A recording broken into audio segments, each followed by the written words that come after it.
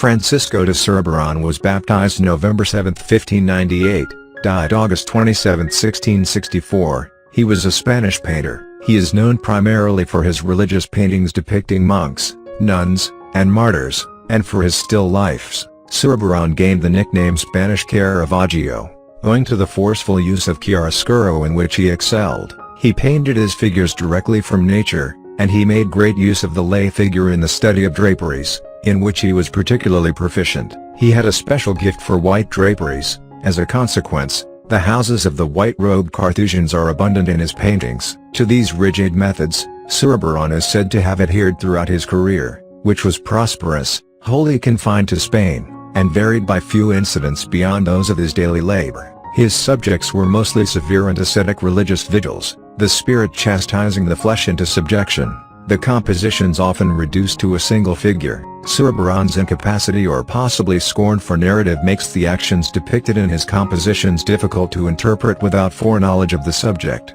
The style is more reserved and chastened than Caravaggio's, the tone of color often quite bluish. Exceptional effects are attained by the precisely finished foregrounds, masked out largely in light and shade.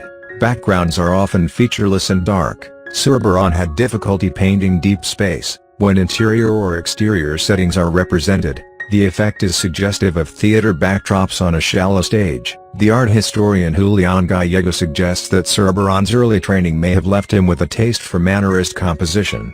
With the furniture and accessories placed on the slant, in an ambiguous space devoid of unitary perspective, the resulting contradictions have been compared to cubism for the way each object is represented in isolation.